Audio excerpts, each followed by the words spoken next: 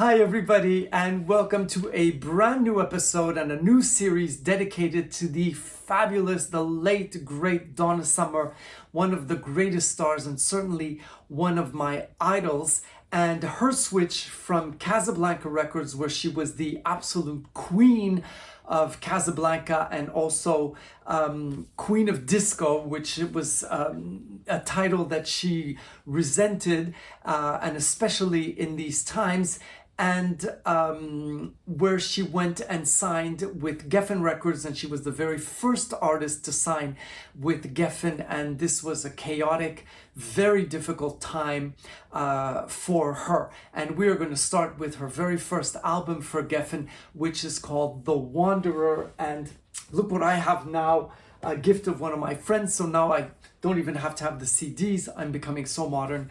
The Wanderer is resolutely a rock album. Donna Summer completely broke all the patterns of before. The disco had been heavily criticized with this crazy guy who was just a local DJ called Stephen Dahl, and he had been fired from a radio station, and as a revenge he decided to take on a disco as his battle and to destroy disco.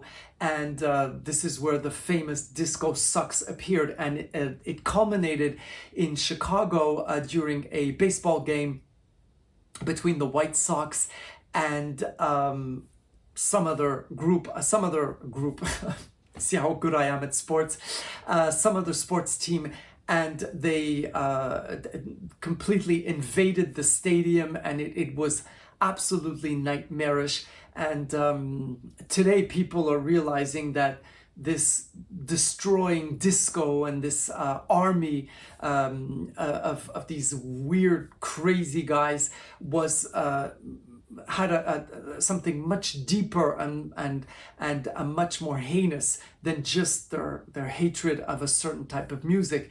And so of course people like Donna Summer, Diana Ross, Gloria Gaynor, who were the queens of disco, were the ones who paid the highest price, but especially Donna Summer, because she was way up there. So she wanted to break away from the image, and not so much the disco image, but the sultry, sexy image that was given to her only because of that one track, Love to Love You Babe, but it just clung to her, and it was very, very different from what she was. So The Wanderer was an album that she did still with Giorgio Moroder and Pete Bellotti, and so it was still that group that they were together, and so the changes were not so extravagant, but she did make an unbelievable album.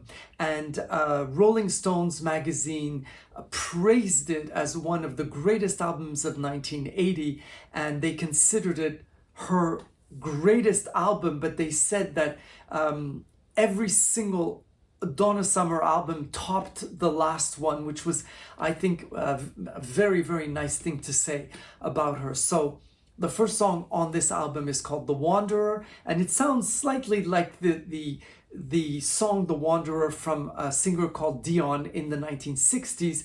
I mean, it's not a copy at all, but you kind of hear just the way it's said, just The Wanderer, and very appropriate because this is Donna Summer leaving her home, leaving Casablanca, where she had always worked, and she wanders off into, you know, the unknown. She wrote most of the songs. The second song is called Looking Up. Very, very uplifting song. And in the song, she says, I'm walking tall and proud. I'm happy all the time, looking up. And Donna Summer had gone through a period where she had been very depressed, and she contemplated really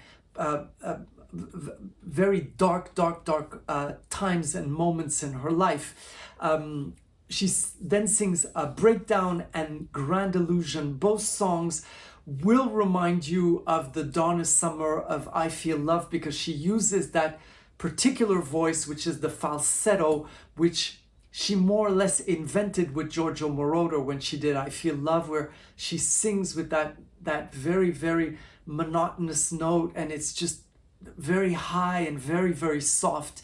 And both songs deal with difficulties of fame and of human feelings, and just absolutely gorgeous.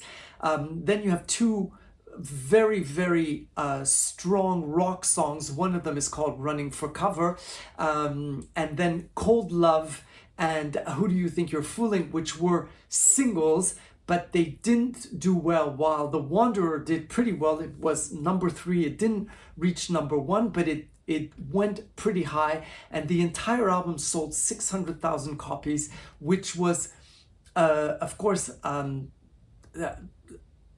not very good for the time, and especially for what was expected of Donna Summer. Her last 3 albums, which were double albums, had gone platinum, all 3 of them, and consecutively, which made her the only artist to have 3 double albums to be charted in the top 10. So she was really that, that hot number, and it was expected of her to do really, really, really well.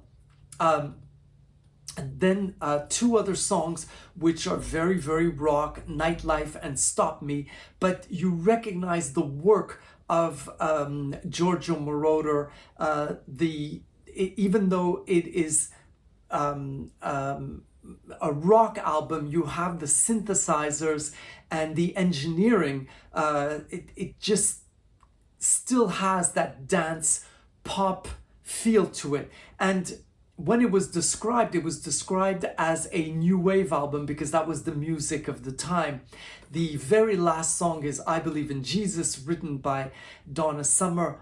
A magnificent song. When you first hear it, you think, oh, it's just, one of those pretty religious hymn type songs, and it just grabs you, and the feeling is very, very, very powerful, and it's just absolutely extraordinary. Now, this was a time when Donna Summer became a born-again Christian, and this song was probably the most important one to her, and it was nominated for one of the in the Grammys for an inspirational song for the best one of the year.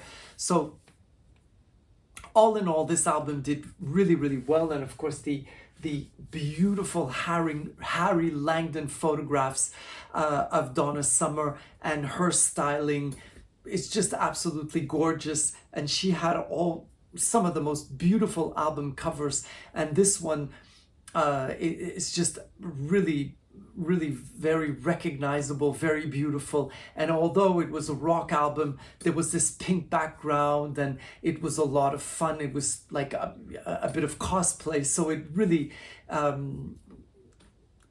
made the fans not lose completely Donna Summer in terms of her glamour and her beauty and those beautiful shots, and very much like Bad Girls, this was like playing and acting out, a wanderer, where she's, well, a very glamorous wanderer, I may say. So we're gonna see you next week with the second album that Donna Summer did for Geffen, even though it was not the second album, but the third album that she did. And the second album, which was a double album, was rejected. Imagine that. And it came out years later, and it is a tremendous album, and it could have changed many, many things in Donna Summer's career. We'll talk about all that next week. And next week we will be next year. So I'm wishing you all the greatest end of holiday, and I will see you in 2024. Bye bye.